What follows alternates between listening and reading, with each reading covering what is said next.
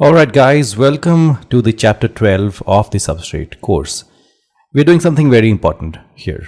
We're going to be adding our own custom frame palette to the Substrate node.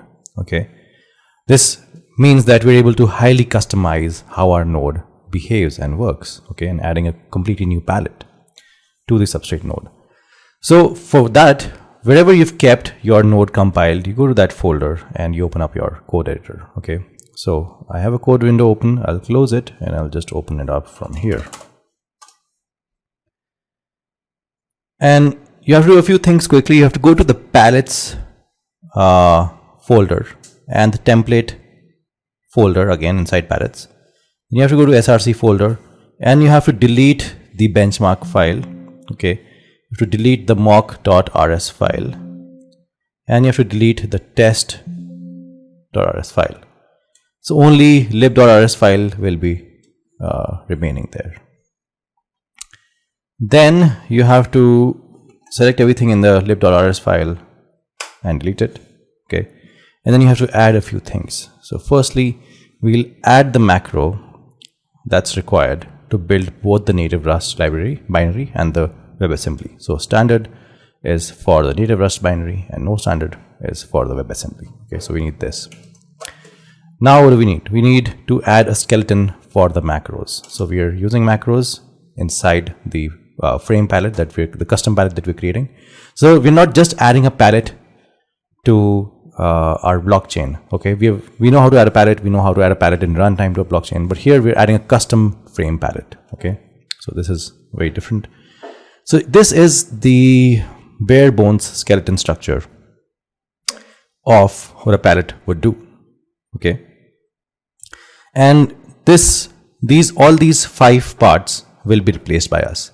So if you actually go through it, you'll understand that this is the config part. This is the part where you're able to add events, able to add error handling, able to add storage for that palette, and functions that can be called. So callable functions can be added here. So one by one, we'll go ahead and replace everything. So the first thing we'll replace is the palette config. Okay, so we've added some configurations for runtime. Then we'll add the ability for events. So we've added some events here. Okay, so you can create claim and revoke claim, and we'll do these. We'll handle these 2 events when we actually start the front end for the Substrate node. Okay, then you add the ability to handle errors. Right, so this approach is very, very structured. So you had these 5 things in the skeleton, and now you're fleshing it out. We're fleshing out the skeleton now. Now you want to add the storage map. So you'll go here and you'll add it.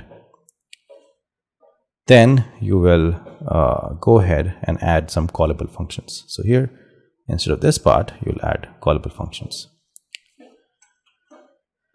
Okay, so now there is an important step that you have to do. So you have to go to lib.rs file and here make sure that line number 273 has to be commented out. If you don't do this, and now by the way, this step is not mentioned in the documentation. This step is not mentioned anywhere, and this step, if you don't do this step, you will get into a huge error.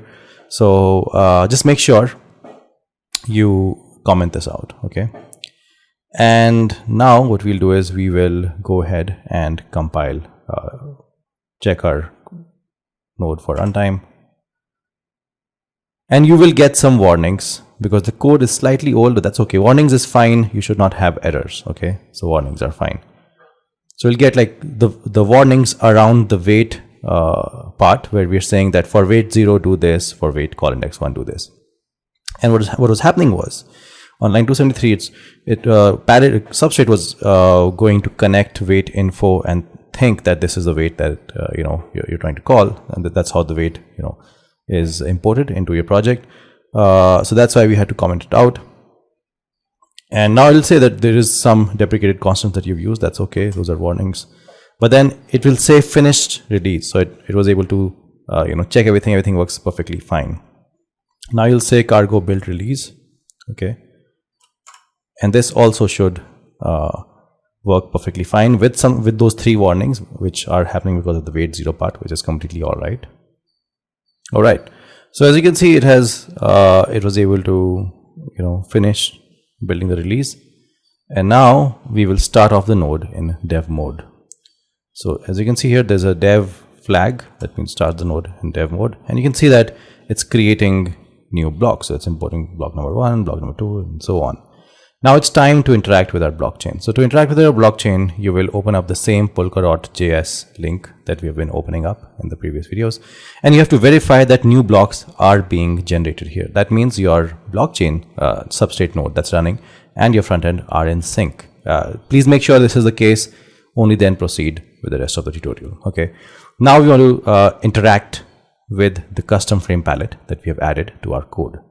How do we do that? So we go to developer, we go to extrinsics, and we go and select Alice. In my case, it's already selected. Make sure you select Alice, and then you toggle the and then you select template here, template module, and you select create claim, and here hash a file. Make sure it's active. And then we can simply go ahead and submit the transaction and sign the transaction.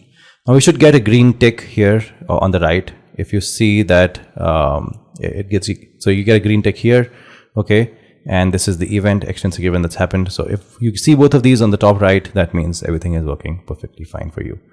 And then what you would do is you would try to read the claim. Okay, so you'll go to the developer, then you'll go to change state, and you'll change this to template module and claims. Okay, and you'll toggle off the include option button. Then you'll click on the plus button to execute the query, and you'll see the claim here. You can see the claim that was stored in the blockchain with the data about the owner's address and the block number when the claim was made. Okay, so we created a claim in the previous step, and now we're reading that claim. And this is how we were able to see that we are able to interact with the claim that we just, the palette, the custom frame palette that we just created. So this concludes chapter 12.